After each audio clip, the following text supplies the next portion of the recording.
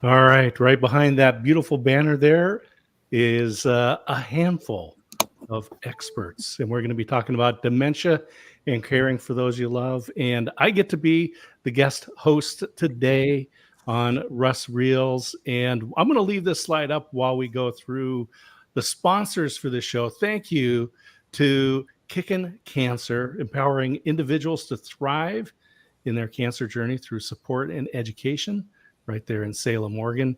That's kicking-cancer.org. And Heidi Young over at Fidelity National Title in Lebanon. And title companies have been my friends for years, and Fidelity is one of the great ones. fntoregon.com/offices/Lebanon. But call Heidi at 541-259-1073. And the Serve Pro, Team McGinnis. Serve Pro handles a number of things, including fire and water mitigation, biohazards, mold, and reconstruction. And here's an interesting one. They do crime scene cleanup. Just in case any of you need that, reach out to Serve Pro at serveprosalemwest.com. I have never needed crime scene cleanup, but maybe someone out there does. So anyway. Look like you have an app named Cleanup. You can search for it in the App Store. Ooh, that was odd. Did you hear that? Some sort of a Siri thing came on. Okay. I don't know how that's going to affect us for the rest of the day. All right. Well, welcome to Russ Reels Live, and we are going to be talking about right here. Dementia and caring for those you love. We've got some great guests today. I am the substitute host because Russ is right now up at Oregon Health Sciences University getting an infusion for his cancer treatment. And I know many people around the world have been praying for Russ. We continue to uphold him and his wife, Leah, as he says, his beautiful wife, Leah. And so he's going to be going through that. Next Wednesday, he's also going through radiation treatment. So we'll keep you posted as to what Russ's status is. But I'm grateful to have you all here, Jenny, Holly, Trina, and Laura. So with that, let's go through and let's just get some introductions. Who are you? Where are you at? And what's your connection to dementia and caring for those you love? Jenny, let's start with you. Okay, well, good afternoon. My name is Jenny Grove, and I'm marketing director at the Oaks at Lebanon. So we're assisted living and in retirement living. My connection with dementia really started my daddy was 65, about in 2009. And when my daddy was diagnosed with Alzheimer's, and just the whole journey that we went on as a family, with that was he passed away then, and when he was 76. So it was about 11-year journey with that, and just a horrible, thing to have to watch with your relatives and watch just the decline, and from a brilliant man to just someone that barely recognized us even as his kids.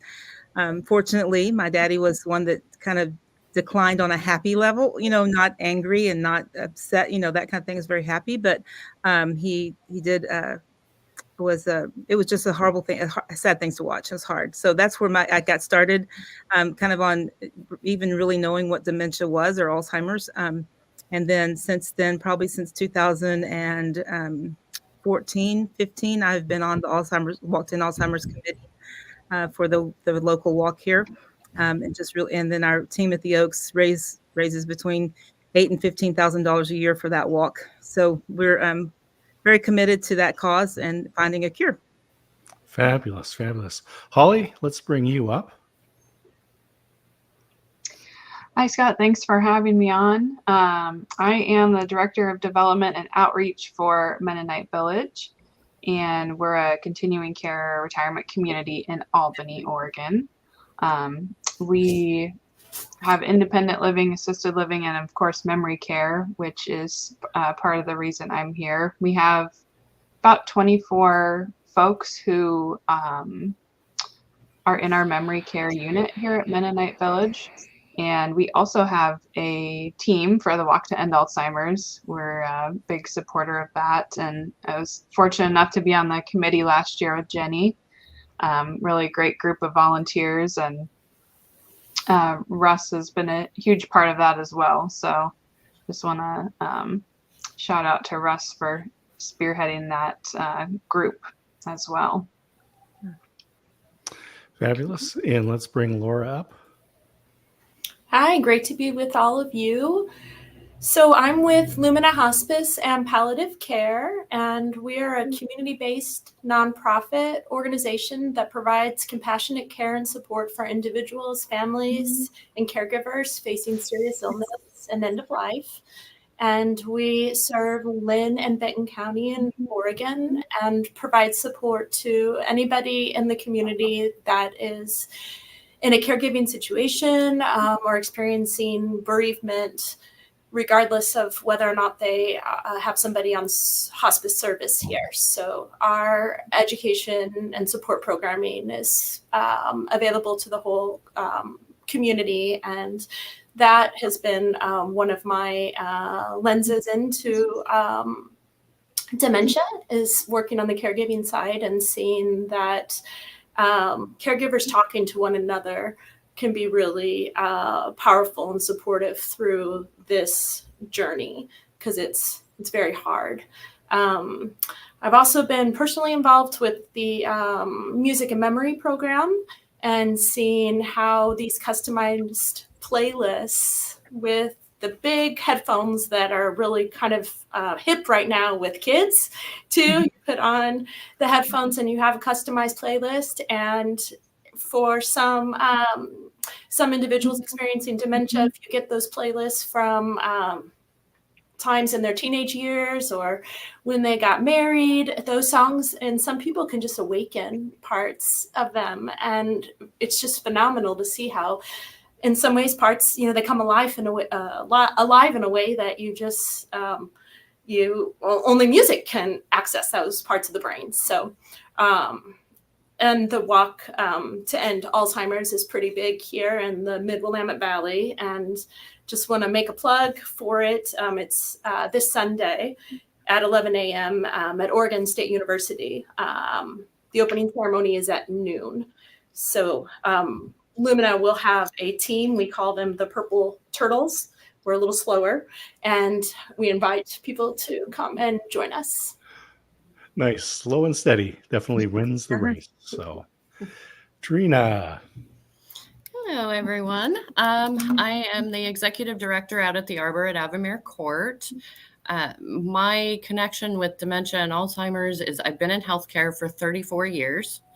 And throughout those years, I've taken care of people as a caregiver, as a med tech, and watched them develop dementia and how it progresses throughout their daily lives and the struggles that their families have. My community is strictly memory care. So everybody here has a form of dementia or Alzheimer's or another, and our staff specialize in the care for them. Russ's mother actually resided here before she passed away. So we got to know Russ really well.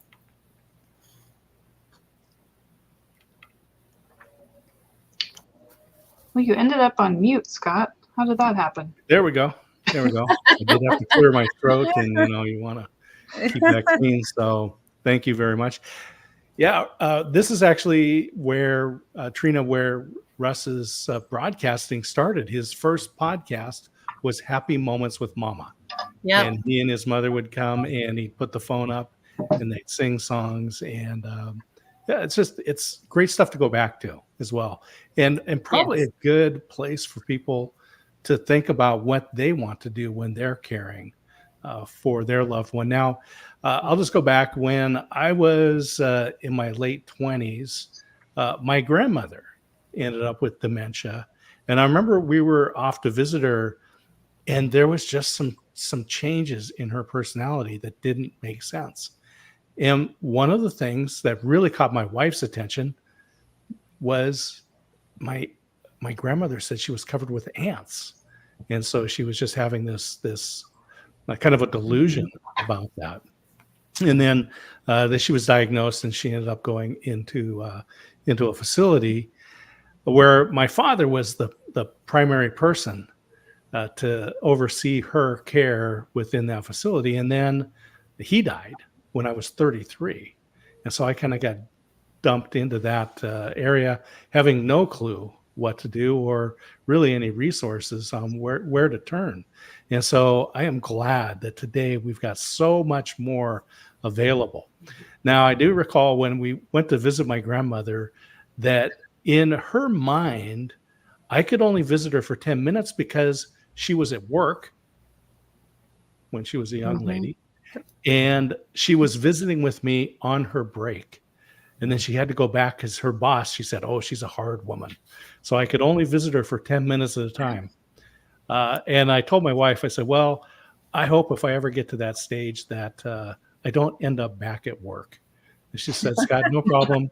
You're going to end up in reruns of Star Trek. All right. So I want to just kind of go through and let's just open this up to a free discussion and talk about dementia, because it's not one thing. Alzheimer is one type. There's a number of different types of dementia that are out there, and caring for your loved one, whether it's in a professional facility or whether you're doing it at home, whether you're bringing in a paid caregiver. And my wife was a paid caregiver in just about 100 homes. So she had quite a bit of experience in that area.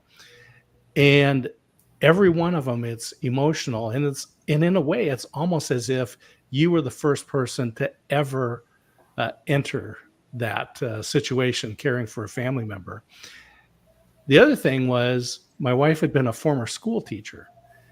And I kind of half jokingly saying that, wow, you probably used a lot of the same skills as dealing with young children as you do with people with dementia.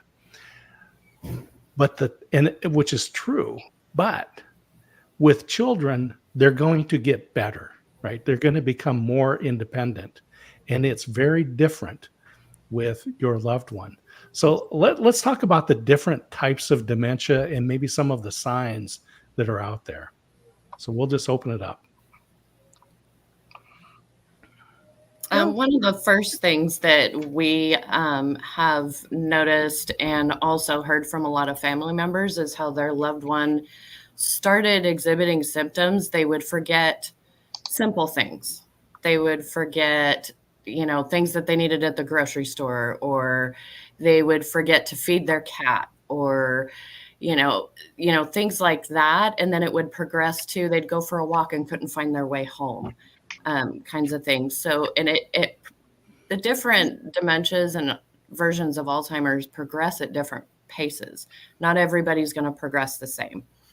One of the things that we've really noticed is they will be one way before they move in when the family starts looking. And sometimes once they move in, they take a sharp decline, because it's a totally different environment. It stresses them out. They get agitated. They don't understand what's happening. And then it makes it a little rougher on the family because they don't understand why is this happening so quickly. But that's just their disease progression and the way that individual progresses in that, and the effect that it has on them, taking them out of their home environment. But in the same token, the families don't always have a choice. They get worn out, they get tired. A lot of the time, by the time they come to us for help, they're so exhausted that they're just like, I need to move now. We can't do this anymore, because they're just tired and they just want to be a daughter, or they just want to be a wife or a husband or a grandchild, whoever is searching for that placement. And that's when we step in, and we're not just here for the residents, we're here for their families too, to support them throughout the entire process from move-in till they pass away. And in memory care, this is quite literally their last stop. Jenny, I think you look like you were ready to say something there too. Who, me? Yeah. Oh, no, Looked I like was, you were ready to jump in a moment ago. no, I was just saying, I think you were talking about people not understanding. I think I don't know about all the medically the different determinations, what it means to have a certain kind of dementia versus Alzheimer's versus something else, whatever. And sometimes I think sometimes that's very unclear in the medical field as well. It's just like where this came from. But I think what I noticed, the biggest thing is people not understanding that this is just a person that's just not forgetting. This is a person that can't remember. You know what I'm saying? It's like it's just a whole different thing. We did read I was working over at Timberwood Court for a while as a dual marketing position, and we did read a book called Hiding the Stranger in the Mirror. And I don't know if any of y'all have read that one, but it just really talks about how you really. Okay, so I don't know about y'all, but the older I get, I realize that I'm still really 35 inside, right? I mean, I inside my soul, I'm still somewhere like down there, like 30, 35. I'm not that, but I feel that way in my soul. And I think what happens in a dementia situation is people you're talking about saying that she thought she had to work, people start thinking about like they were in their prime times of their lives. Like a woman will go to the door or be waiting for her children to come home or get off the school bus, or there's just lots of different scenarios, having to go back to work. I need to go home and tend to the garden or whatever it is. They'll go back to those stages in their life that they don't remember. They remember that's their life. They will look in the mirror and say, that's not me. In their mind, they still look like someone else. This book gives an example of a lady that got a haircut and hated her haircut, but she loved it when she got the haircut that she had when she was 35. Although she'd been wearing that same haircut for 20 years, she got the one that she had at 25 or 35, and she said, "That's me." So I think then what happens is then you get angry with people because they're not responding the way that you think they should. The caregiver does, I'm saying, or the spouse or whatever, or let them continue to do things. I know my mother let my dad continue to drive a car. He almost ran over some school bus kids, So it's just one of those things where you have to step back and go, I can't get angry about this. He's got no understanding, that he is wrong in this, that he is not doing the right thing. So I think that would be for me the thing that I noticed the most, and would love to, with dealing with caregivers or people that work with people that have dementia, is just take a step back, put yourself in that shoes. What if you didn't, you don't remember that he does not remember, just being that advocate for them, because there's no, I don't know if I'm saying that the best way, but they don't know. And to continue to act like they do, and they're just being, irresponsible or being, the pain in the rear, that they're not. It's really something they can't do, and that's what I've noticed so much about individual caretaking, that they don't understand that, I've seen the caregivers that just have the ultimate patience. Yeah. Because we want to reason with somebody, right? We're rational and we want to reason. No, I told you it's not there. Yeah. Right. Yeah. But it's not going to stick. No. So you're going to have to keep saying that. And those who have ultimate patience and can take that, I'll say, rejection over and over again. Holly, Mennonite Village, continuous care retirement community. Can you expand a little bit about what that means as well for folks? And then we'll talk about this dementia too. Absolutely. So what that means is people can move into our community and they can basically stay here through all of the different types of care that they may need. So most folks come to us in independent living cottages, which are for folks 55 and over. And then we have an assisted living facility on our campus, as well as a nursing facility and a memory care facility as well. And when I say campus, it really is a campus that's about 270 acres here in Albany. So a large place. And what's nice about coming and staying here is that people build this community. They build, a sense of community with their neighbors, and they know the people that live here. They know the staff. And within our memory care, which is called Lydia's House, named after the woman who donated her estate to build the first Mennonite home here many years ago, Lydia Stutzman. And we have two different sides to our memory care facility, which we like to call neighborhoods. So neighborhood A is for those who are early to mid stage in their dementia. And then our neighborhood B is for the mid to late stage. But we do trips around campus and around the building where the neighborhoods can come together and do activities together as well. And I think something that that Trina mentioned about caregivers is so important, that we're able to take care of them as well, because they really do have one of the hardest jobs. And just the different support groups that we have a support group for our folks, our caregivers that are here at Mennonite Village, but we also have one open to the community. So just offering that support for people to come in and share their experiences with each other, because nobody really gets it until you're in it. And I know that Lumina has some great support groups as well, and just takes really good care of their caregivers. And I think one of the best ways that we've heard in a support group is that people like to get through it with humor. They say you got to have a sense of humor if you're gonna be in this business, or if you're gonna take care of somebody. And so that's something that we try and have in our staff. We try and have a lot of fun. We just did an in-house field trip to Disneyland with our dementia patients, and it was just so much fun. We got mouse ears for everybody, and the staff got into it too and really enjoyed it. So we try to have fun here. What a great way to go. And I know that there's research out there that talks about the caregivers, right? That caregiver for a spouse pouring everything into it, and their life expectancy is really shortened because of this. And Laura, let's continue the conversation. Well, it's a really perfect segue. Thank you, Holly, for that compliment with our caregiving support groups. We're able to partner with the Mennonite Village to offer this to the community. But that point about humor, it really is so true. Holly had mentioned that bringing that into caregiving to help offset some of the stress is really important. And Lumina is fortunate to have received some grant funding from the Siletz Tribal Charitable Contribution Fund.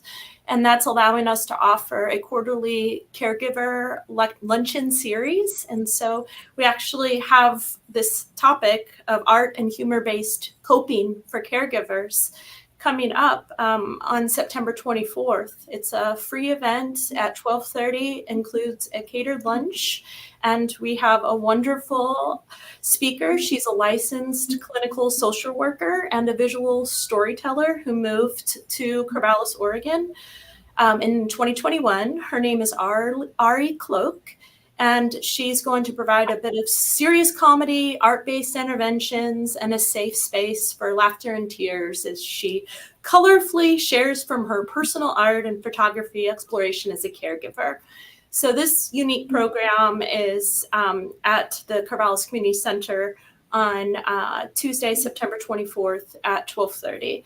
And we hope that people who are interested in the social work side or caregiving, it's really a special event open to anybody in the community.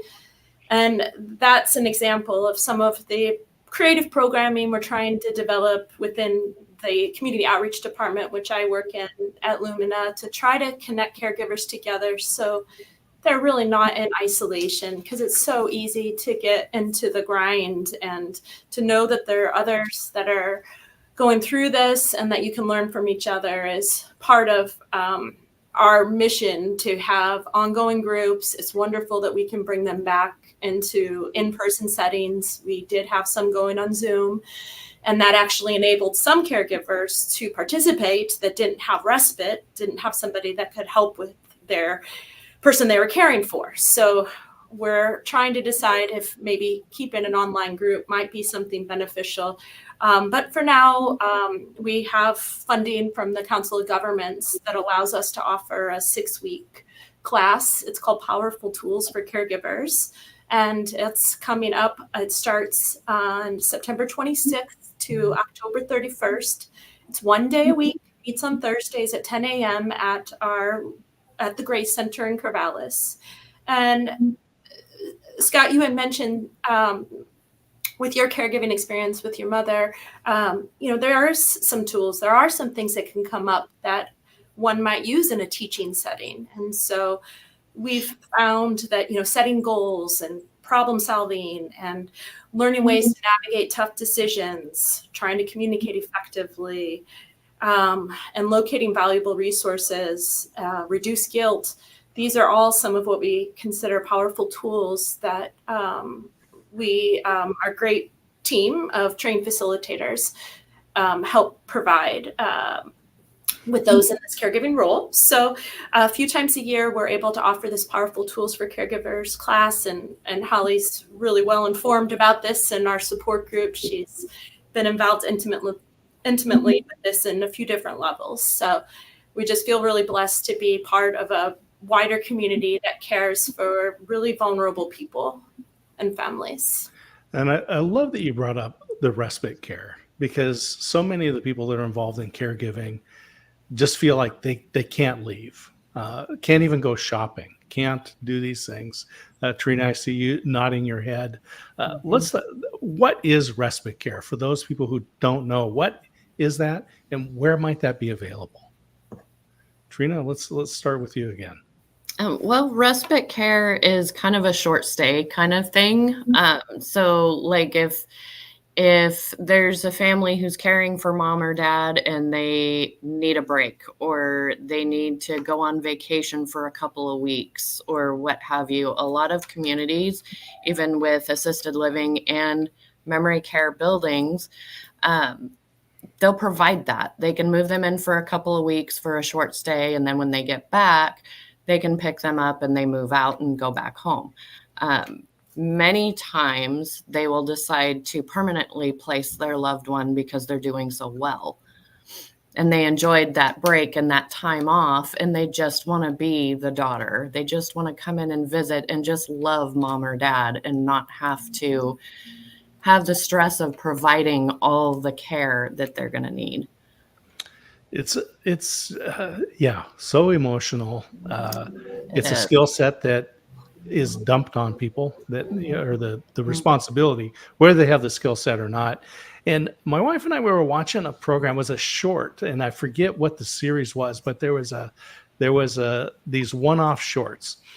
And in the story, this woman was a scientist, and she was also the caregiver for her mother, who was in dementia. And she invented this time machine so that she could go into the future where there was the cure and then come back. But as the story evolves, she ends up talking to her sister. And what was really happening was she didn't go into the future to find the cure. She went into the future because she just needed to get away. It was just really powerful story. Let's continue this about respite care and some of the other tools. So groups, we've got some groups that are out there that people can participate in, whether they're face-to-face, they're a time-limited class, or they're virtual. Definitely people should be involved in this. This is not something you should ever try by yourself. And what other tools are out there? What other resources do people have? Well, Lumina, we're lucky to have a team of over 100 volunteers, and they really are what help our clinical team provide care. And so unlike some of the other panelists, we don't have a facility. Our team goes to visit wherever our patients call home. And in some cases, it's private homes. In other cases, it is at facilities. And with that, some people are lonely and or the caregiver just really needs to go run an errand or just take a few hours to themselves. And thankfully, we have volunteers that are willing to and love to go and be present, provide companionship, to engage in. We have some that engage in playing games like chess. That is something that somebody really likes, and those volunteers are just a really great tool that help to give the break to caregivers that we've found helps our patients and families at Lumina. What other resources do we have out there? I just want to add on to the volunteer piece. I know volunteers at Lumina, and we've had some volunteer residents here at Mennonite Village actually hand make little lap blankets that we like to call fidget blankets or fidget quilts, and they have zipper pulls or sequins, buttons, just things that can kind of keep the hands busy, and those really help with behaviors and agitation in dementia patients. So that's a huge blessing when people can make those. Some people are just so talented with that, and others like me are not talented when it comes to craft making. So we really appreciate that. And Laura also touched on the Grace Center, which is an adult day center that we have available in Corvallis for people who need that respite care. So they're a really great resource that we have here in the Willamette Valley. I believe that Grace Center is a national award winner as well. I believe they are. They've done some really innovative things, and they're always just evolving their services that they offer. They do an annual summit about aging and dementia, and they're very well known. I don't think I have anything that has to do with respite. We used to have respite here at the Oaks, but we just stay so full that it's kind of hard to have a room that's furnished and everything for a respite type space. But any resources, we're just looking, any kind of resources that you have available for, and we're looking for, what's going to help the caregivers, like education and so forth. Go ahead.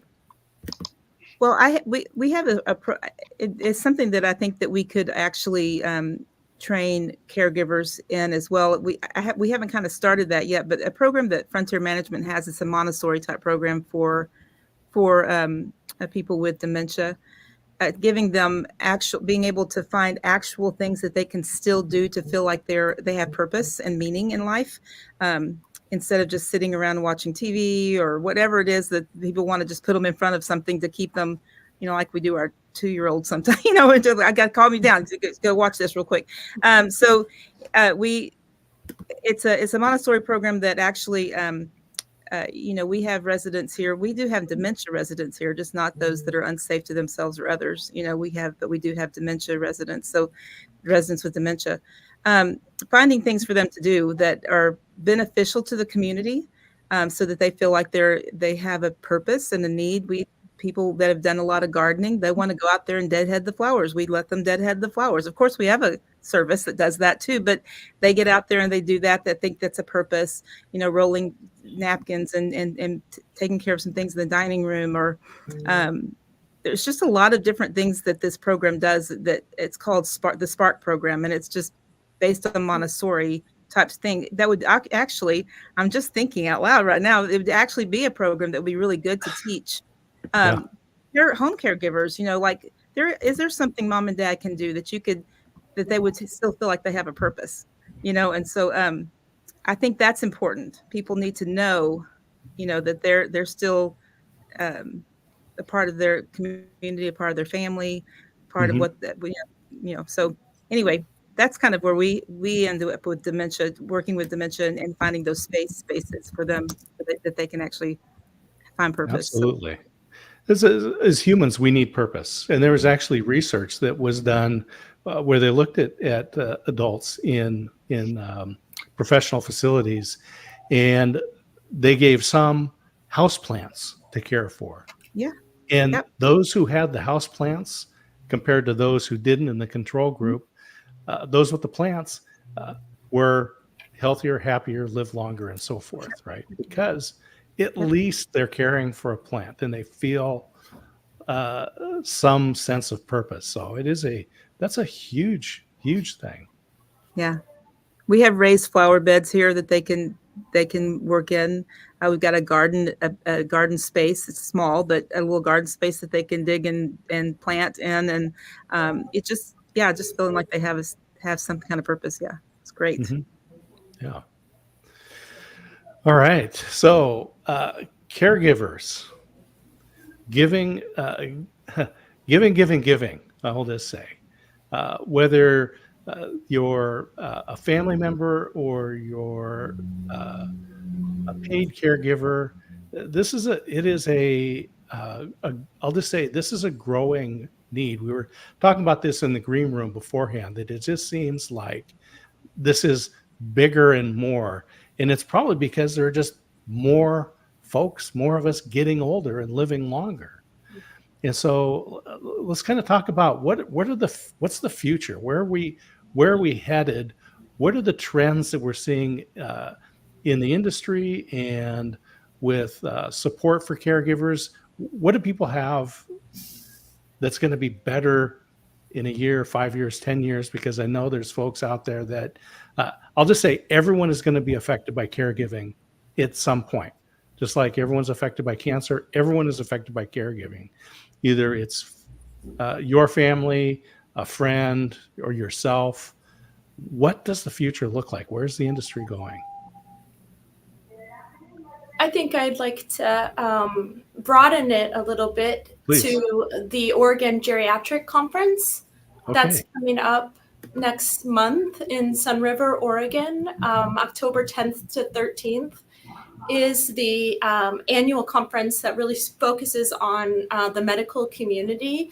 And so many of these topics are what our clinical side is really wrestling with as well. And so we're really fortunate in Lumina to have some specialists on staff. Our medical doctors are phenomenal and are trained, have special interests in dementia care, specifically Dr. Helen Gao.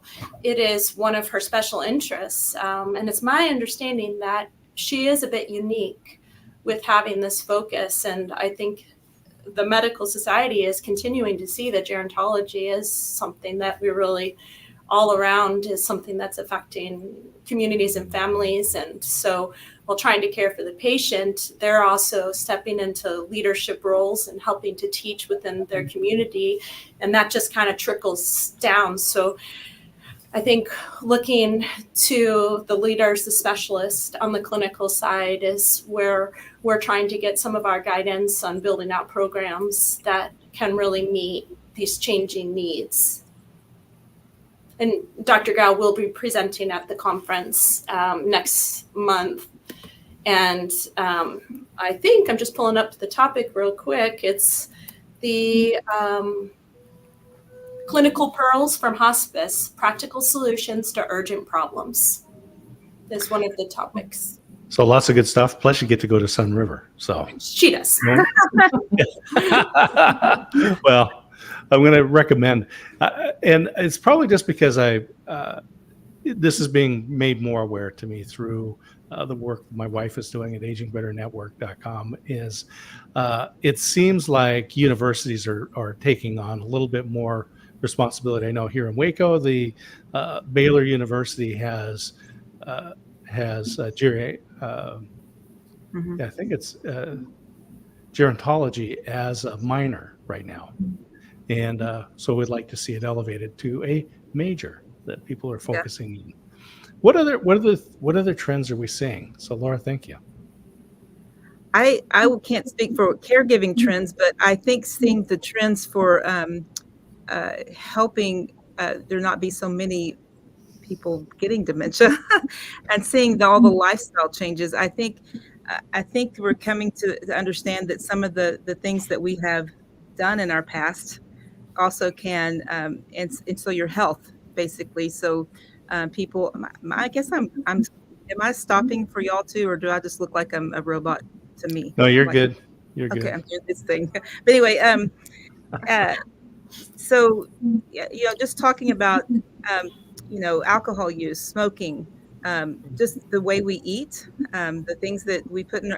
So maybe it's not for a caregiving, and it's not for someone necessarily. It's already in that dementia part. But looking ahead to the future, for our parents and for our children and for us, what are we doing with our bodies, and how are we taking care of them? Exercise, that kind of thing.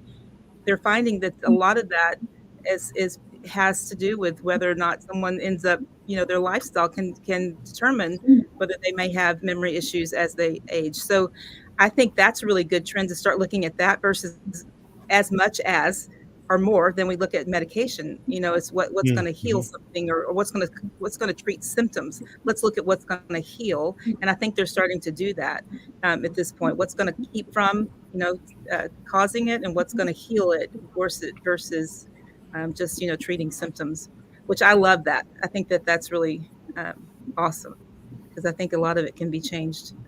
So. Trina, Holly? I think a trend that we should start is one where people are talking about these types of things earlier on. I just went through the process of reading and signing off on my mother's advance directive, and I think those types of conversations are really important. And most likely the person that the caregiver is caring for has already had that conversation and had theirs completed, but the caregivers themselves really, I think, need to look into the importance of that, because caregiver burnout is such a real thing, and your health can really decline quickly when you're in that situation. So just having a plan for what you want as a caregiver, who's going to take care of you when you're in that situation, is just so important. It's amazing, Holly, that you bring that up. So my wife, Christine, was a caregiver at Mennonite Village. So she was deployed out to homes throughout the valley. And that's one of the things that she found was so many of the family members who were there, either they were the direct caregiver or they were there as a support. That was a common question they asked is, who's going to take care of me? And this is really something you have to look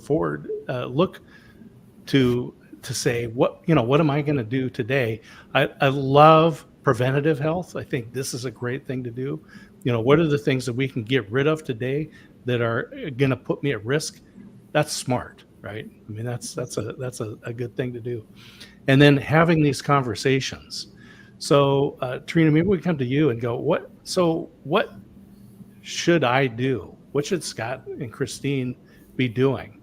Maybe contacting you, or what are some practical steps that people can take today to protect themselves for the future? Oh, goodness. On the spot. Just really, it's educating yourselves. Educate yourself on what this disease is, how it progresses, what you can do to try to slow the onset and the progression of it. A lot of it is self-care, and touching on what Jenny mentioned a little bit ago about our lifestyles when we're younger can greatly affect the onset and the progression of the disease process as we get older. And then touching on what Holly said about caregiver burnout, that is so prevalent, and we are seeing it more and more frequently as time goes on.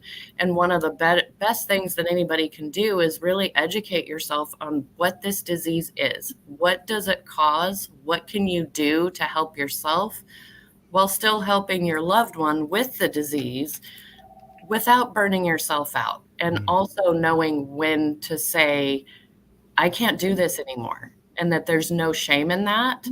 It's okay to not be able to do it. It's okay, because this disease progresses to a point where there's not a whole lot you can do. You can't slow the progression anymore. You can't make it stop, because it's really a tough thing, especially for a family member, because technically you're losing your loved one twice. And that's the toughest part, because you lose them when they start losing their ability to function normally. And then when they pass away, you're losing them all over again. So it makes it really difficult. And having that support, going to support groups, learning more about the disease process can go really a long way towards gaining that understanding of what this really is and what needs to be done for them. One of the things that we do here is we have a program called Dementia Live, and we put people through specific tasks using specific items so they can gain a better understanding of what their loved one goes through every day. It goes through imitating macular degeneration, dexterity issues, pain issues. We have them try to button a blouse wearing a pair of gloves. We put on dark sunglasses that mimic tunnel vision, so they have no peripheral, and we're asking them to sort buttons or sort silverware or feed the dog or, these kinds of things. And we've done that with a lot of our staff, but we've also started doing it in our community support group as well. And we've had families come to us and go, wow, I didn't realize this is what mom or dad was going through. And really, quite literally, there's a piece of them still in there. Yeah, all the way to the end, there is still a piece of them in there, and we need to realize that and understand that. And this program of Dementia Live really helps families and caregivers alike understand their everyday and what they experience and where their frustrations come from. Trina, that is a great wrap up. And I want to go through with Jenny, Laura, and Holly and get a final wrap up from you, and then also people how to get a hold of you. And so, Trina, how do people get a hold of you? Well, we are on, we can be Google searched. We also have an ad in the Kaiser Times. We also are networking with the Salem Kaiser Chambers. We're on Facebook as well. So just reach out to us. Anybody can reach out to us, and we get back with them in under 4 hours. So we make sure that you have the care and the resources and guidance that you need. Nice. Laura, how do folks get a hold of you? Well, to learn about more of our programs and services, please look at luminahospice.org. And also just giving us a call at the office, 541-757-9616 is a great way to start. All right. And Jenny. Well, I am at the Oaks at Lebanon. I do just get out my phone number, 541-619-0556. You can call me directly that way. The Oaks at Lebanon is definitely a Google search, just Google assisted living in the Mid Valley, and you probably pop up first. So that's pretty awesome. But yeah, just give us a call. Give me a call personally as well. Fabulous. And Holly?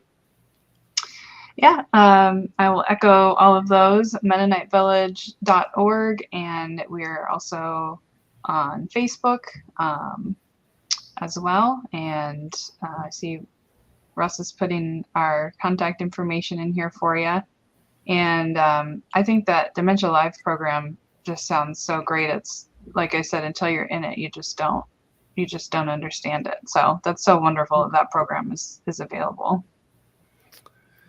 Well, on behalf of Russ, I want to just say thank you to all of you who have joined today in this discussion. So Trina, Jenny, Laura, and Holly, thank you so much for sharing these insights. This is just a continuing discussion, and I know people should be reaching out to you, putting together some plans, maybe having salad for dinner. I don't know. And then going for a walk afterwards. So I think you should go have fajitas for my sake. Just go someplace. There we go. Okay, fajitas will work. Yeah. Stay away from processed food. All right. So thank you to all of you. I'm going to put this back up. And on behalf of Russ, this has been Russ Reels Live every Thursday at 4 p.m. Pacific time right here on LinkedIn, Facebook, and YouTube today. Dementia and Caring for Those You Love. Thank you to our guests. Thank you to the sponsors, Kicking Cancer, Fidelity National Title, and Serve Pro at Team McGinnis. And with that, we're going to sign off and say thank you to everybody for joining today.